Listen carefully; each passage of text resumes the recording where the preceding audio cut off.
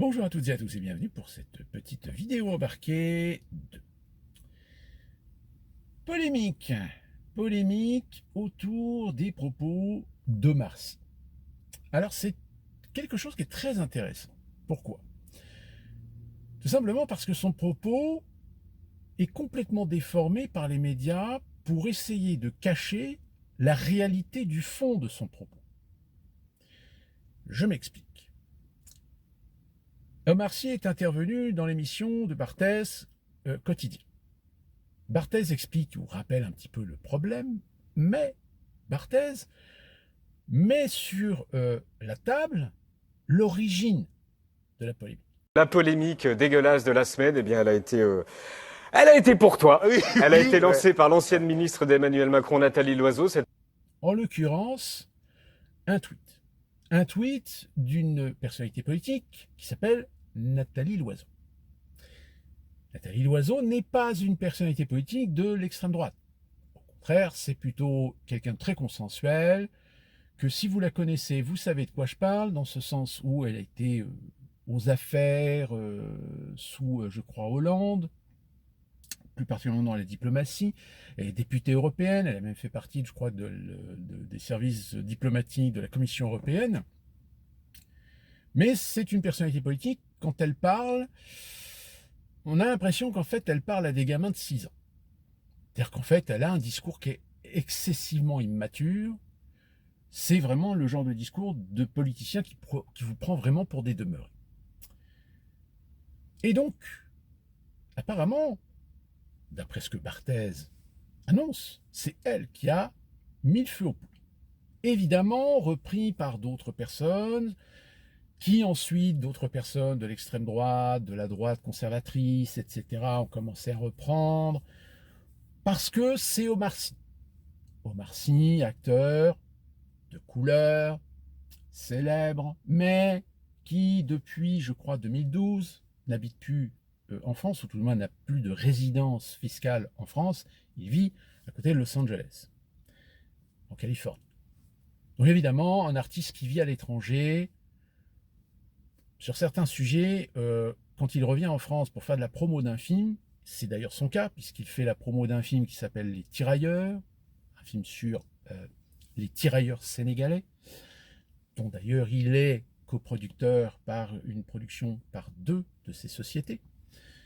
Donc vous allez le voir un petit peu partout, hein. Manque de bol, l'interview qu'il a fait aux Parisiens, il a peut-être, je dirais, ouvert un peu trop grand sa gueule. Mais là où c'est amusant, c'est qu'évidemment, face à la reprise de son propos qu'il a tenu dans le Parisien,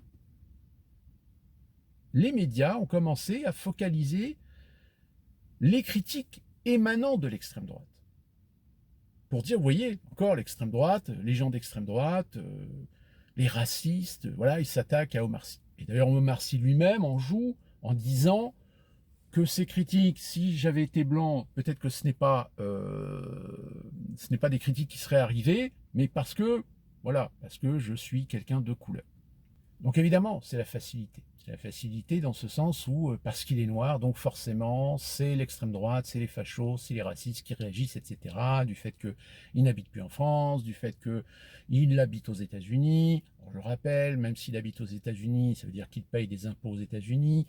Mais je pense que pour ne pas perdre les avantages de certains acquis sociaux, il continue certainement à payer, alors beaucoup moins, mais à payer quand même pour la sécurité sociale française, pour sa retraite, à moins qu'il ait négocié le fait de pouvoir payer une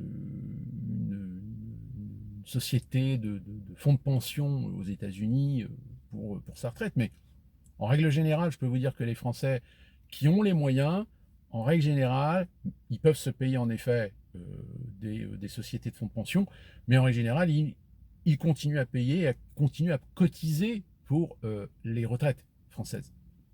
Donc ils continuent certainement à payer ces charges. Mais c'est là qui est formidable parce que finalement les médias ont focalisé sur une critique émanant de gens d'extrême droite ou assimilés pour occulter complètement le fait que celle qui est à l'origine de la polémique est en fait une macronienne. Et en plus, et c'est là que vous voyez l'hypocrisie absolue de cette gauche nauséabonde française, c'est qu'est-ce qu'a mis en évidence Omar Sy? Omar Sy, il a mis en évidence la sensiblerie. C'est-à-dire qu'il a considéré que c'est quand même bizarre que les Français soient plus sensibles à une guerre qui se passe en Ukraine, alors qu'il y a d'autres guerres qui touchent certains pays africains, qui plus est des pays de la France-Afrique, des pays francophones. Mais à la rigueur, les Français, ils s'en branlent. Ils s'en foutent. C'est-à-dire que, en réalité, Omar Sy, qu'est-ce qu'il a fait? Il a tout simplement levé le couvercle sur la sensiblerie, sur l'émotionnel, sur l'infantilisation à géométrie variable. C'est-à-dire que oui, des enfants, des femmes aujourd'hui sont en train de mourir de faim au Yémen. Yémen qui est en guerre de par des factions dans lesquelles l'Arabie Saoudite a finalement mis le doigt. Des guerres en Afrique, il y en a quelques-unes. Des guerres tribales. Même parfois des guerres où les actes sont barbares.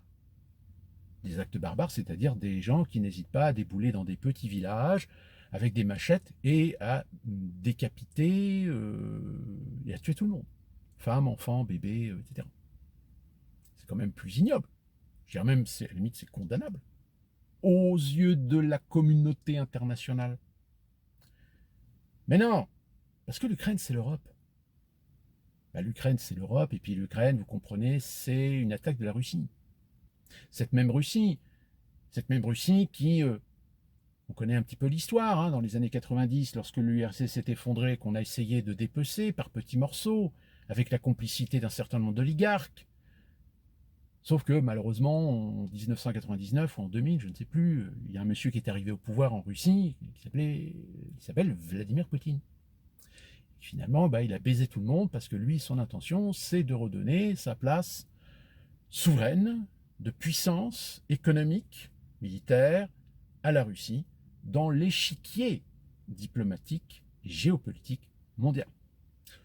Vous comprenez que, vu que dans la région, vous avez des intérêts, plus particulièrement américains, qui tout d'un coup se sont retrouvés un petit peu menacés par M. Poutine, eh bien, tout de suite, il a fallu se réorganiser pour faire en sorte de s'assurer que Poutine ne risque pas, à un moment donné, de piquer du territoire ou de piquer de l'influence là où on a déjà fait une chasse gardée. Ça, évidemment, c'est le genre de choses que les ignorants qui vous font la leçon morale de l'Ukraine, la pauvre Ukraine attaquée par la Russie.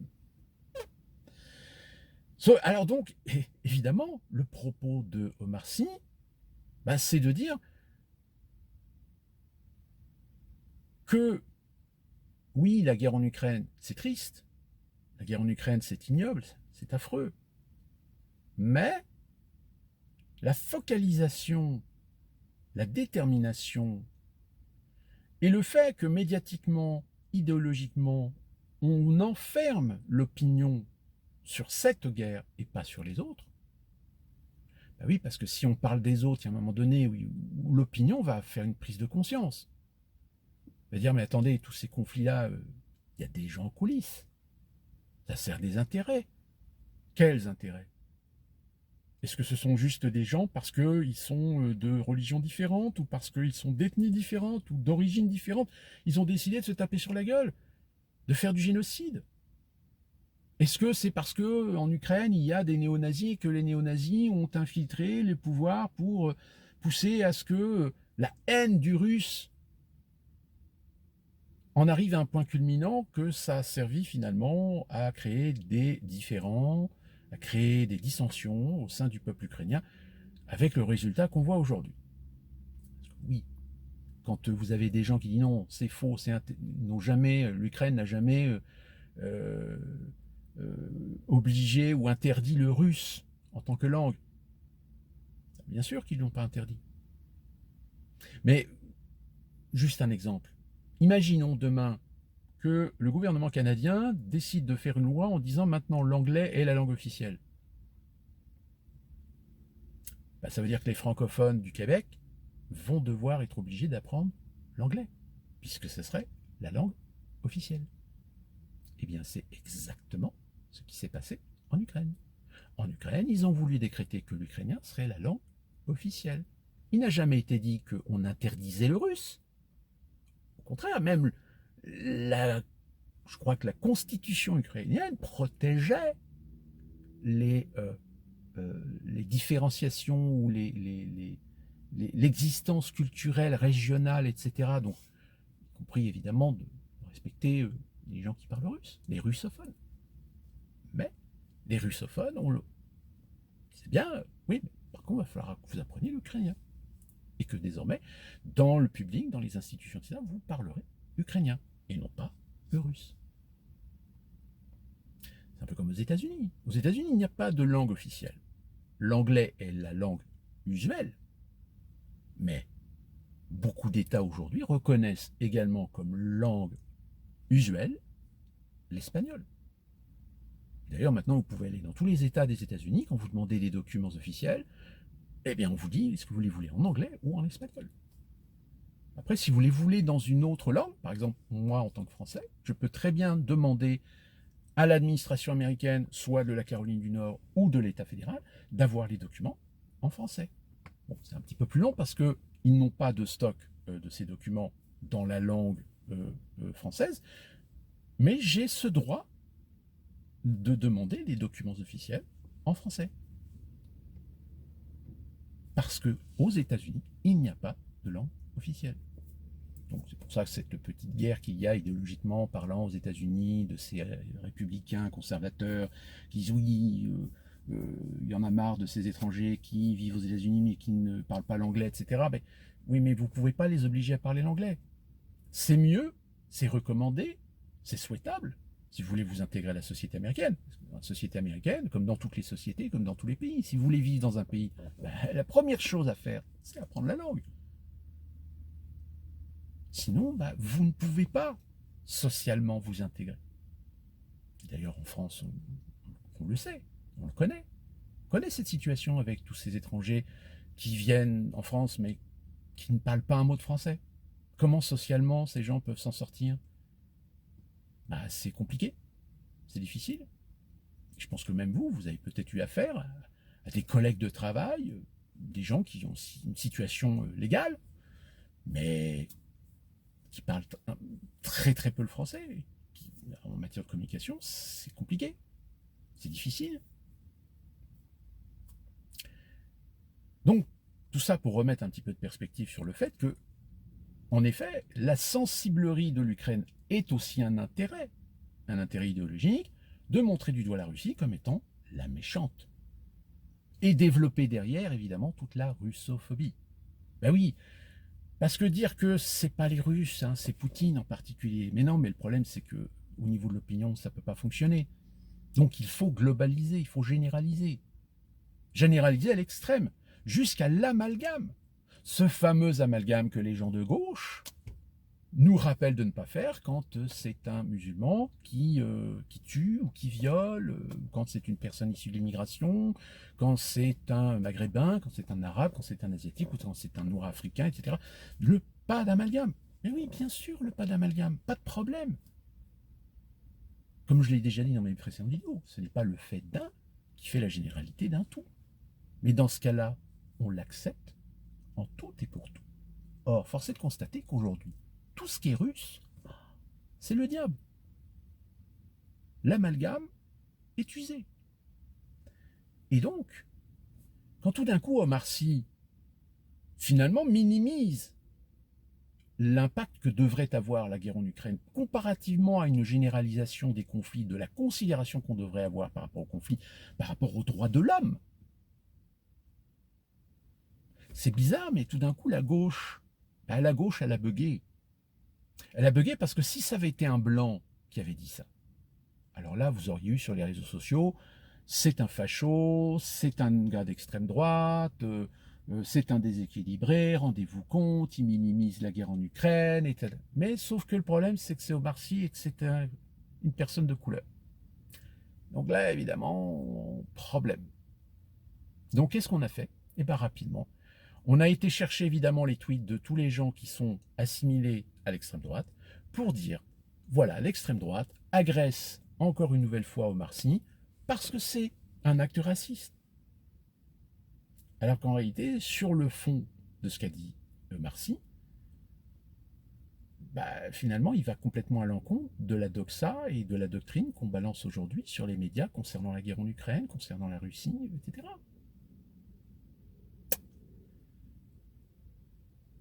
Donc vous voyez, quand on dit que les choses commencent à se fissurer, c'est que même au sein de gens sur lesquels on met une étiquette de bien-pensance, etc., lorsque tout d'un coup ces gens disent quelque chose qui n'est pas dans le moule, qui ne rentre pas dans les cases, et bien même ça, on va essayer de passer un petit peu l'éponge, on va aller chercher des petits détails pour les mettre en avant et dire, vous voyez, c'est l'extrême droite. C'est l'extrême droite qui l'attaque, c'est l'extrême droite qui le critique, c'est les racistes. Alors que finalement ce n'est pas des racistes ni des gens d'extrême droite qui ont allumé la mèche.